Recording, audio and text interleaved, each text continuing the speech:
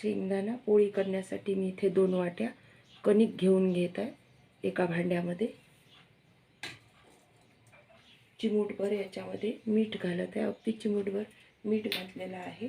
नंतर 1 चमचा इथे हरभरा डाळीचं पीठ घेतलेलं आहे आणि 2 चमचे इथे मैदा घेतलेला आहे.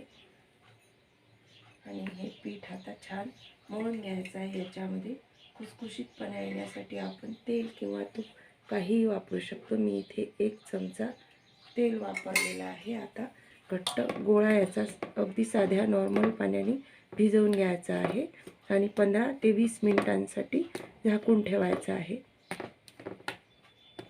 शेंगदाणा पोळी पाहतोय आपण या व्हिडिओमध्ये. त्याच्यासाठी इथे शेंगदाणे घेतलेले आहे. शेंगदाण्याचं सारण भरून आपण पोळी करणार आहोत. त्याच्यासाठी 2 वाट्या शेंगदाणे घेतलेले आहेत आणि आता ते छान खरपूस भाजून घेऊ.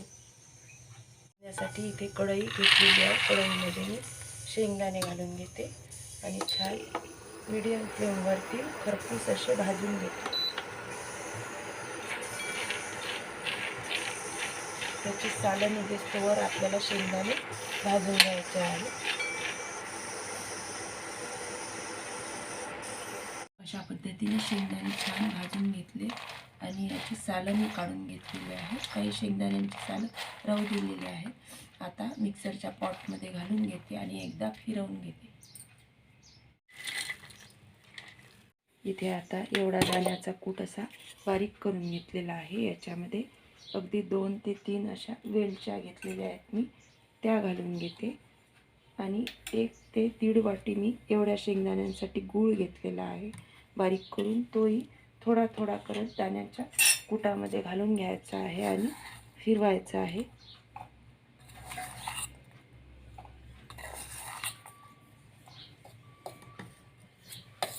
आता परत एकदा छान एकजीव करून फिरवून घेते.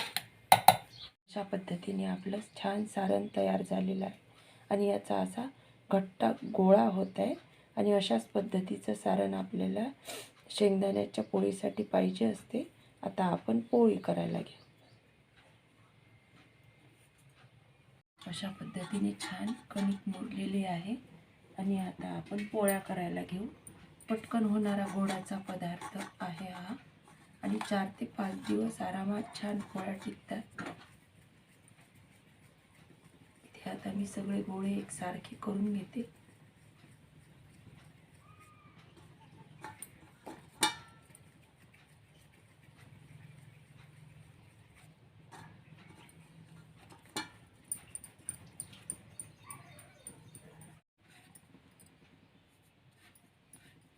नेहमीचं पुरण भरतो त्याप्रमाणे आपल्याला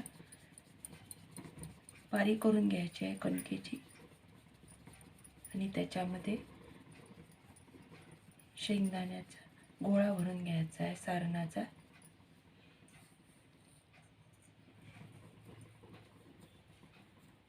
अशा पद्धतीने ज्याप्रमाणे आपण पुरण भरतो त्याप्रमाणेच शेंगदाण्याचं सारण भरून घ्यायचं आहे.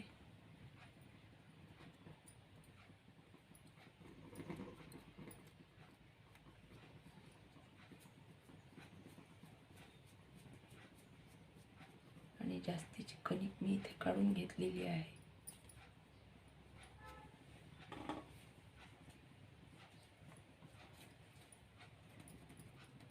थोडीशी प्रेस करून घ्यायची आहे म्हणजे फुटणार नाही.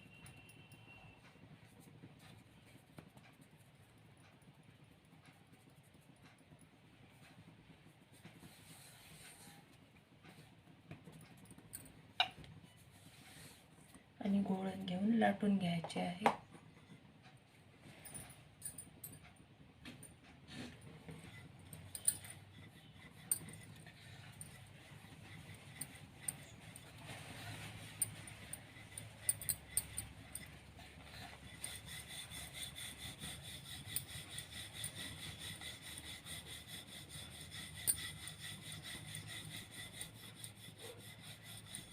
आणि गुळाचं प्रमाण आपण आपल्या आवडीनुसार याच्यामध्ये घ्यायचं आहे.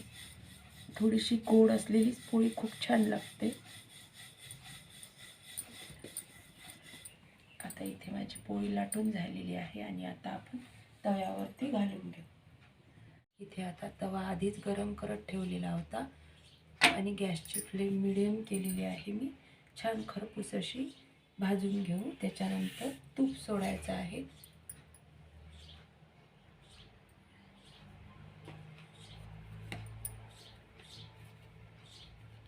इथे आता दुसरी पोळी करून घेत आहे मी.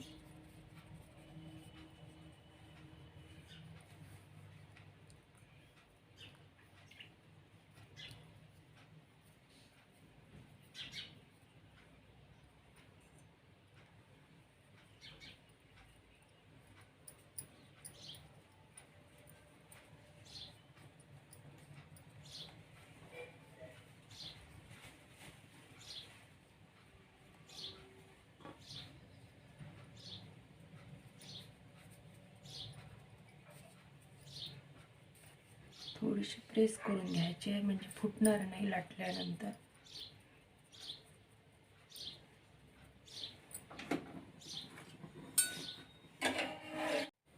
इथे आता एक बाजू झालेली होती आणि मी पलटवून घेतलेली आहे. आता तूप सोडून घेते आहे मी.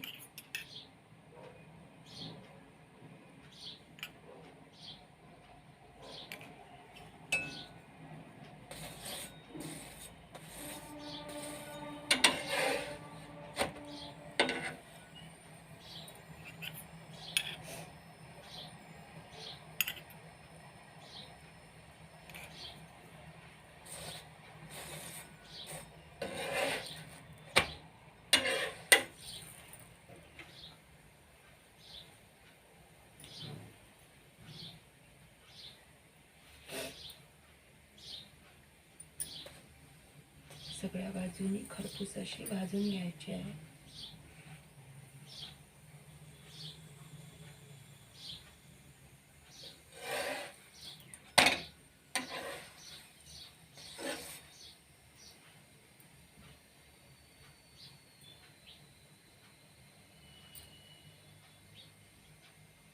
इथे आता छान भाजून झालेली आहे आणि मी काढून घेते. अशाच पद्धतीने बाकीच्या पोळ्या करून घ्यायच्या आहे.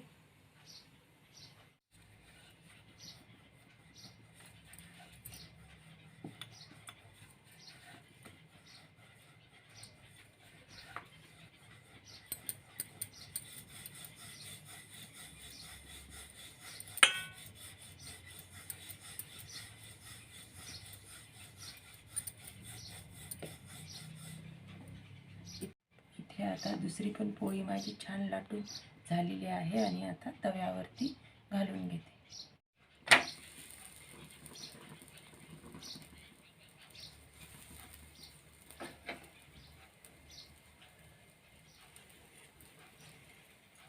आता एक बाजू छान भाजून झालेली आहे आणि आता पलटवून घेते.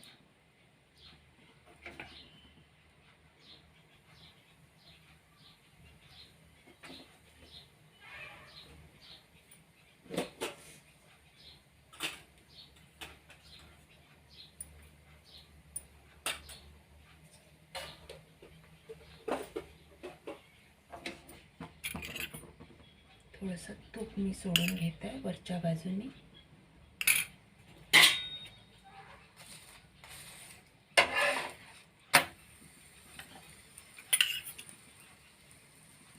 दोन्ही बाजू छान खरपूस रंगावरती भाजून घ्यायच्या आहे.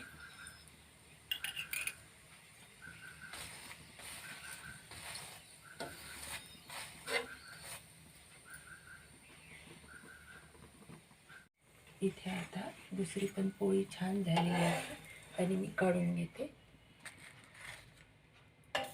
अशाच पद्धतीने सगळ्या सारणाच्या पोळ्या मी इथे करून घेते.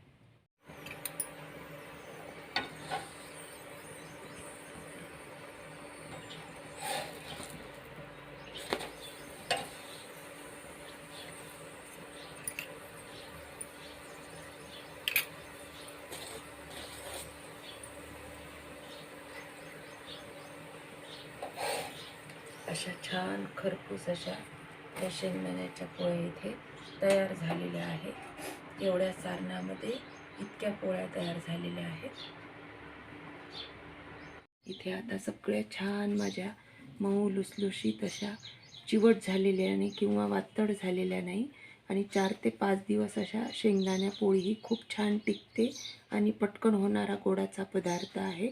तर नक्की करून पहा आणि खूप सुंदर चवीला पण लागतात या पोळ्या आणि फार कमी साहित्यामध्ये होतात. व्हिडिओ पाहिल्याबद्दल सगळ्यांचे खूप खूप धन्यवाद.